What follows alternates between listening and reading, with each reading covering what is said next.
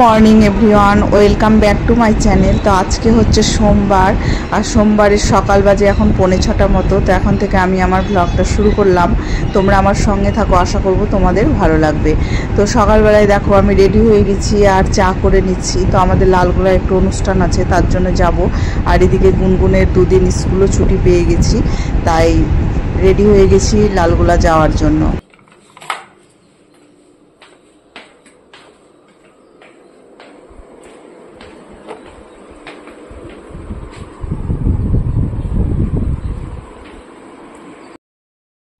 আমার তো একদম পুরোপুরি রেডি হয়ে দাঁড়িয়ে আছি, আর ওদের এখনও হয়নি, কারণ আমি অনেক আগে উঠেছি। দিয়ে একদম স্নান টান করে রেডি হয়ে নিয়েছি, আর চাও খাওয়া হয়ে গেছে আমাদের। এবার যেটা কাজ, যাওয়ার আগে যে কাজটা আমাদের মানে খুবই গুরুত্বপূর্ণ কাজ, ইম্পর্টেন্ট আর কি, জানালা দরজা সব লাগাতে হবে। তো জানালা দরজাগুলো লাগানোর পরে আবার পর্দা দিতে হবে, কারণ এখন খুব রোদ ঢুকছে ঘরে, সমস্ত ফার্নিচারে রোদ পড়ে একবারে ফেটে যাবে। 2 দিন যেহেতু আমরা থাকবো না, তাই সব দেখতে হবে। আর ওই যে এদিকটা ও লাগাচ্ছে, আর ওই ঘর আমি লাগিয়ে দিয়েছি। তার মধ্যে আবার মনে করে সব লাইটগুলো অফ করতে হবে, লাইট ফ্যান।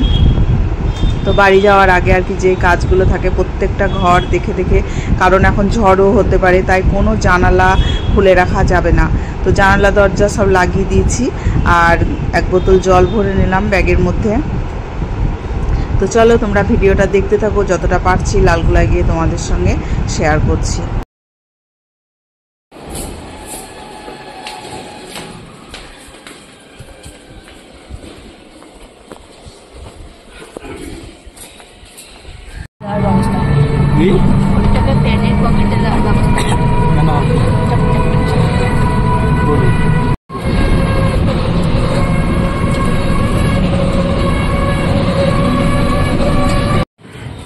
ব্যাগটা নামা,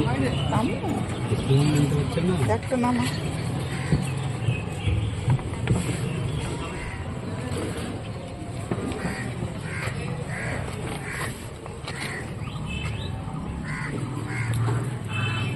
লিফটে যাবি তো? আয়।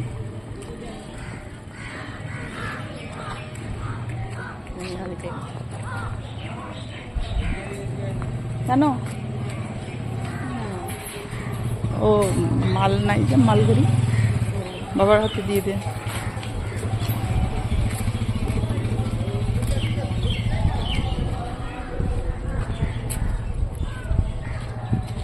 ওদিক দিয়ে না, ওদিক দিয়ে না।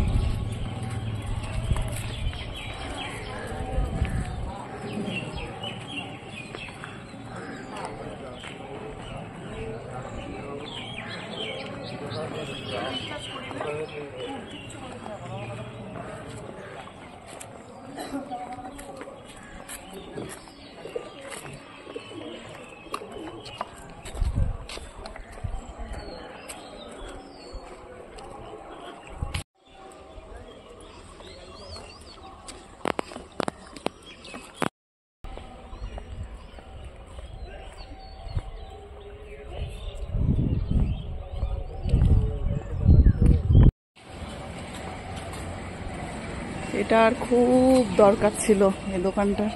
কি নিবি?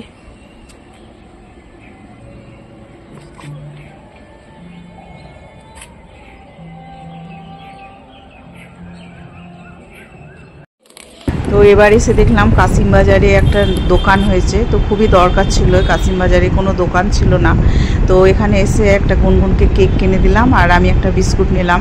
তো আমাদের ট্রেনটা এবারও 1 ঘন্টা লেট ছিল, তো অতক্ষণ বসে থেকে খিদে পেয়ে যাবে, তার জন্য 2টো জিনিস কিনে আমরা খেলাম আর কি, খেয়ে জল খেলাম। তারপরে ট্রেনে দেখো এখন উঠে গেছি। তো ট্রেনে উঠে একটু ভিডিও করে নিলাম, তারপরে বাড়ি। আর বাড়ি থেকে গিয়ে রেডি হয়ে চলে গেলাম আমার কাকা শ্বশুর বাড়িতে, যেহেতু ওখানেই যাব আমরা আজকে, ওখানেই আমাদের খাওয়া দাওয়া হবে। তো বাড়িতে নেমে রেডি হয়ে আবার বেরিয়ে গেছি সঙ্গে সঙ্গে। তো আর আজকে কি বলবো, ভীষণ রোদ। এক জায়গা থেকে এলাম, আবার স্নান টান করলাম, বাড়িতে এসে দিয়ে আবার শাড়ি টাড়ি পরে চলে গেলাম কাকা শ্বশুরের বাড়ি। তো তারপর থেকে দেখো ভিডিওটা কন্টিনিউ আর করা হয়নি। তো আমরা এখন রেলগেটে আটকে গেছিলাম, তো তারপরে আবার ট্রেন ছাড়লো।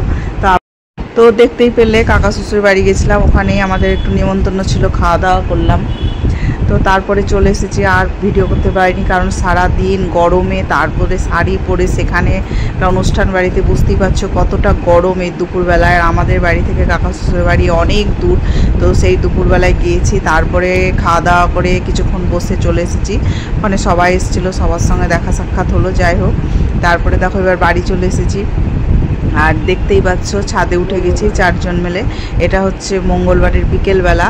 তো গুনগুন এখানে এলে আম, ছুটি যা যা থাকে আর কি পাড়তে খুবই ভালোবাসে, মানে ভীষণ পছন্দ করে। তো বাবা ওকে বলেছিল তুই আসবি, এবার ডাঁটা পারবি। প্রচুর ডাঁটা হয়েছে আমাদের পাশের বাগানটায় আর কি, অনেক সজনে গাছ আছে। তো মানে এত ডাঁটা হয়েছে যে গ্রামের সবাই খেয়েও ফুরায় না, তো এখনও প্রচুর আছে। তো আমার এর আগে বাবারা এসেছিলো, নিয়ে এসেছিলো, তো এবার আমরা গেছি, আমরাও নিয়ে আসবো আর বাড়িতেও খাবো। তো তার জন্যে বাবা পারছে, তো আমরা সবাই পারছি। বাবা ডালটা নামিয়ে দিচ্ছে আর আমরা তখন ডাঁটাগুলো পেরে নিচ্ছি। দেখো কত ডাঁটা হয়েছে। তো আম এখনও বড় হয়নি, আম ছোট ছোট হয়ে আছে এখনও, মানে আটি আসেনি, কোল হয়েই আছে। তো আম এবার পারিনি ওই জন্যে। তো বাবা বলছে এবার যখন আসবি, গুনগুনকে বলছে এবার আম পারবি তুই। দেখছো কীরকম আনন্দ করে পারছে। আর কোনো কিছু গাছে হলে তো খুবই ভালো লাগে পারতে। তো দেখো সবাই মিলেই আমরা পারছি, প্রচুর প্রচুর ডাঁটা হয়েছে। কে কে খাবে? আর দেখো একটা মজার ব্যাপার হলো, মানে ডালটা সবাই মিলে এত টেনেছি যে ডালটা ভেঙেই গেল। আর ভীষণ হাসি লাগতে লাগলো, ডালটা ভেঙে ছাদে পড়ে গেল। আর তাতে তো আরও প্রচুর, মানে যেগুলো দূরে ছিল সেই ডাঁটাগুলো হাতে পেয়ে গেলাম, তো সব ছাড়াতে লেগে গেলাম। তো এই ব্যাপার আর কি। আর সজনের ডাল তো খুবই মানে নরম হয় না, একটু টানাটানি করলেই ভেঙে যায়। আর 3 জন মিলে ধরেছি, তাহলে তো ভাঙবে। আর গুনগুন তো মনে হয় জোর টান দিয়েছে, ও তো আর বোঝে না। আমরা হয়তো হালকা করে ধরেছিলাম, ওই একবার শেষের দিকে টান মেরেছে আর ব্যাস ডালটা চলে এলো ছাদের পরে। তো ছাদে ডাল চলে এলো, তো প্রচুর ডাঁটা ডালে আছে, তো সেইগুলো আর ছাড়াতে লাগলাম। আর বাবাকে বললাম আর পারিও না, কি হবে, এত ডাঁটা নষ্ট হবে। আর নিয়ে যাওয়াও তো মানে অসম্ভব, মানে অত ভারী হয়ে যায় ব্যাগ, যে নিয়ে যায় সে বোঝে আর কি। তো গুনগুনের বাবা তো বললো যেটুকু খাওয়া সেইটুকুই নিয়ে যাওয়া, অল্প করে, কারণ নিয়ে যাওয়া খুব কষ্ট, যেহেতু কাশিমবাজার স্টেশনটা আমাদের অনেকটা হাঁটতে হয় ট্রেন থেকে নেমে, তারপরে টোটো পাই।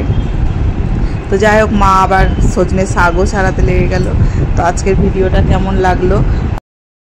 তো গুনগুন ডাঁটাগুলো জড়ো করে এনে রাখছে এখানে।